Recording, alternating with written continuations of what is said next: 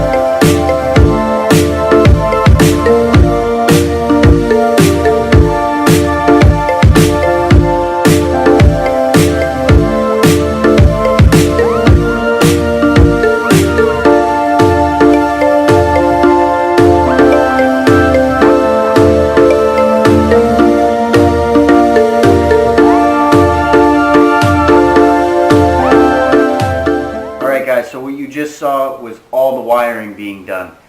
So this is how it is right now on the daytime running, and then that's the brake. So daytime running, that's the brake. So everything is all cleaned up for the most part. I just have to do the blinker wiring now. That's the only thing left to do, and then we can go ahead and get started on the oil catch can. But before I show you guys the installation of the blinkers, I just want to show you really quick how this is actually all set up and how you can get your lights to actually work like this if you have an LED strip. So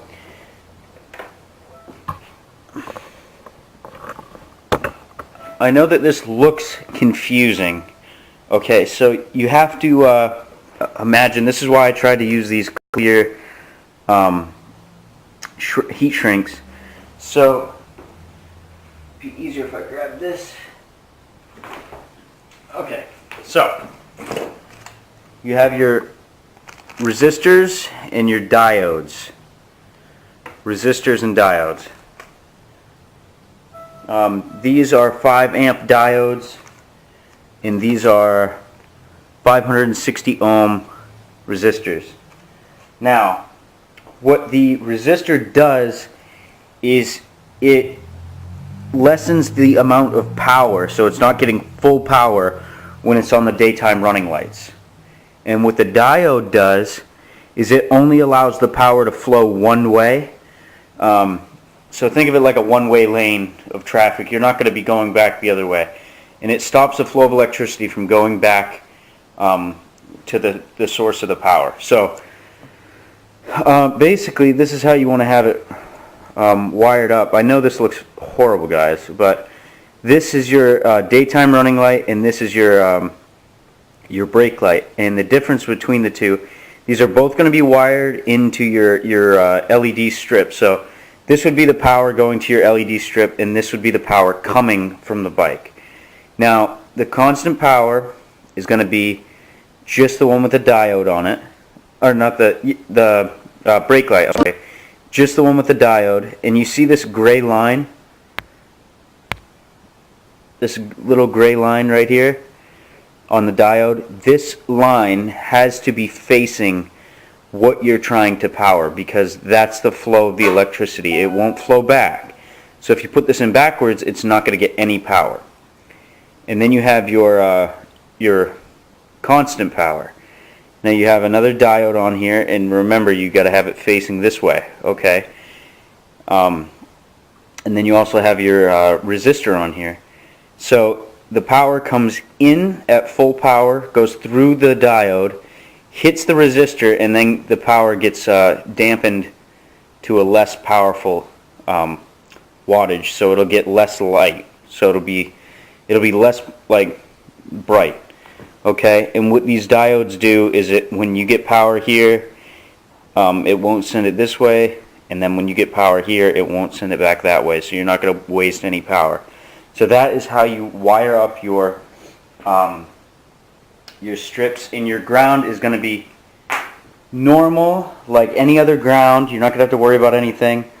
I know this looks confusing. The only reason there's 2 here and it's not done in one single piece is because on my connection I just had 2 wires, because this bike had 2 bulbs on it, and each bulb had its own power supply. So that's why there's 2. I did it this way because it just seemed easier to keep using these same 2. But this is like completely, you can take this off now. So it works just like your stock unit would. So just like your stock unit would, the only difference being it powers LED strips now. So all this is all cleaned up now. I've got all these all cleaned. They're all just zip tied electrical tape. I'm going to get a little bit cleaner later on. I'll probably maybe put some electrical tape on here. I've got my blinker wire coming through here. This still has to be wired up. Come around to the other side. And then we've got the same thing. Wires all cleaned all the way up to the top. And when this is on, I'll have this pulled in. So it's like that. And you're not even going to be able to see it. So all these wires are going to be tucked away nice and neat. And I am going to put some electrical tape around here just to prevent it from possibly getting water. I don't think there's any water that's going to get in here. So let's go ahead. We'll wire up those blinkers, get this all taped up.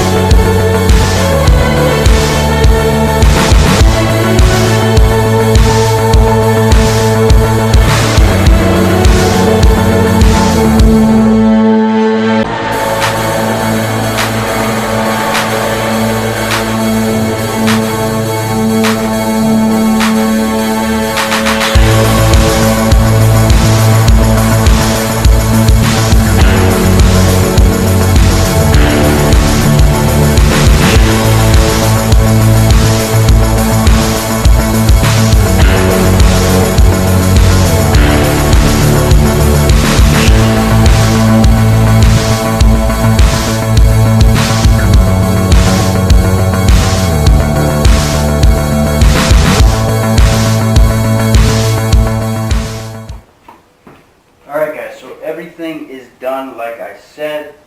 Got the tail done, completely wired up, everything's all finished. I trimmed down the tail a little bit, as you guys saw, just to allow the tail lights in the back just to be a little bit more visible. And then we also put the the coolant reservoir on, and hopefully, you know, I don't know if that's going to be a permanent mounting bracket or what. It's kind of just temporarily there because I didn't have any other alternative to put it anywhere. But what I'm going to do is take my bike out, put it in the yard. I'll turn it on, let it warm up, see if there's any coolant that comes in here.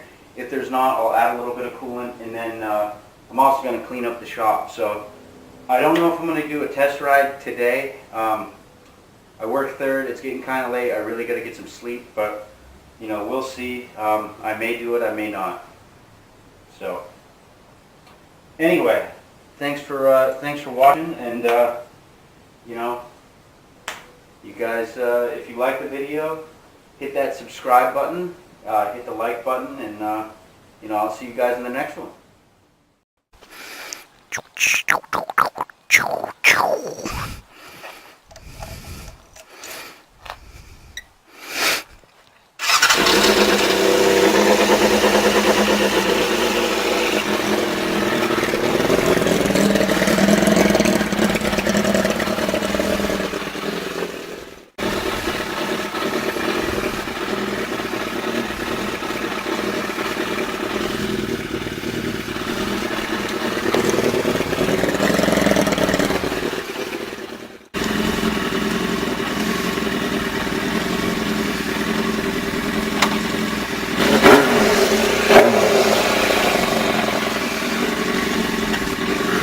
Alright, here we go.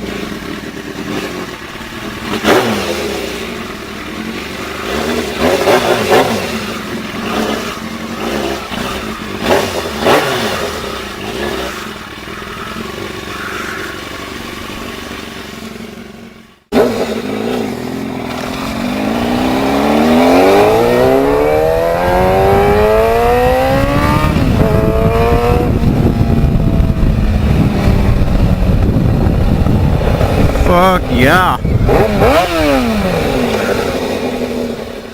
Can't even explain how unbelievable that sounds. That eBay exhaust is unbelievable.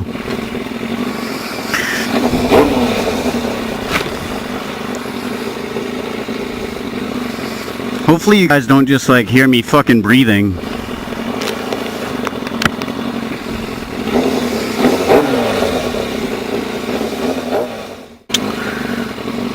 Green? Green.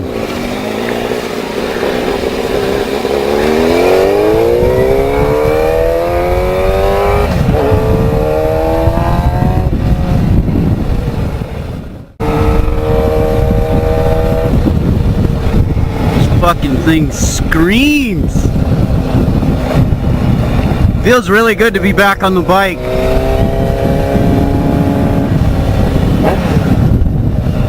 I can't even explain it.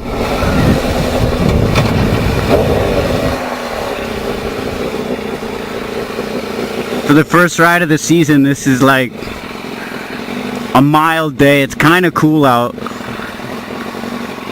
But I can only go for a short ride anyway today.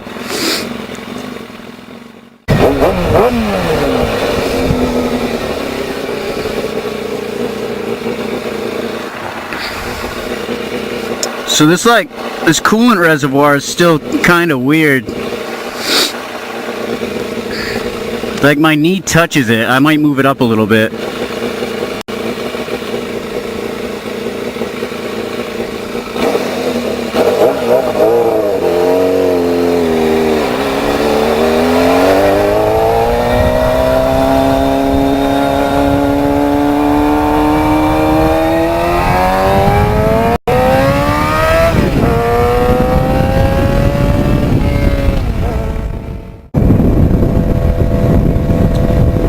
The one thing I wish I had on my bike is a clock.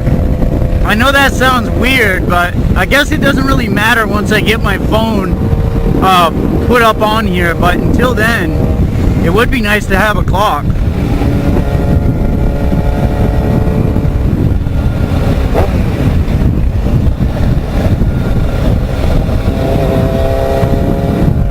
Alright, take it down a notch here.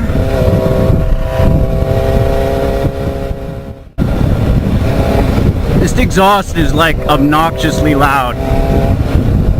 Like, I'm not sure if I'm going to be able to get the sticker.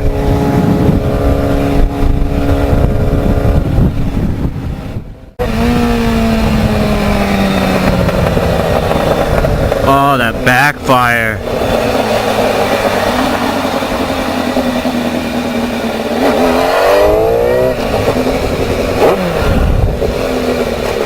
So loud.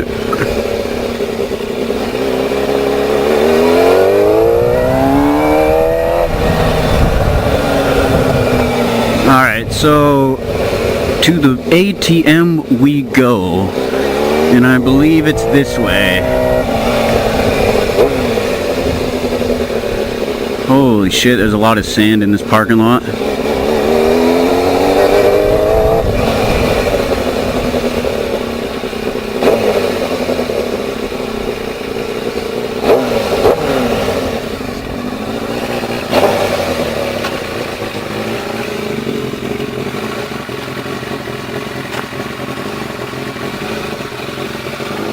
Alright guys, I'm gonna have to do this all... Oh, temporarily out of service. So I guess we'll be going to another ATM.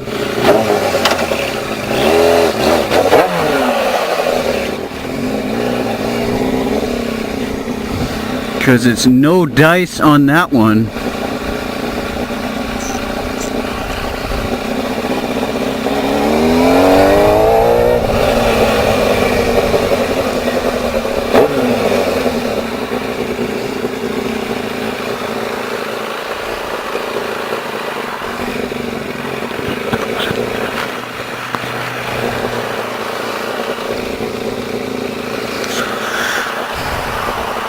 Oh my god, I can't see shit.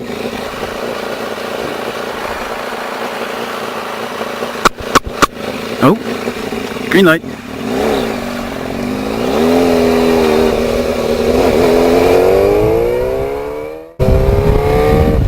Woo! So loud. I love it. I love a loud exhaust. Lets people know that you're coming, and it just sounds amazing. Like, you know, if you feel like somebody's gonna cut you off, you can do that quick little, and usually they realize there's a bike next to them and they can stop.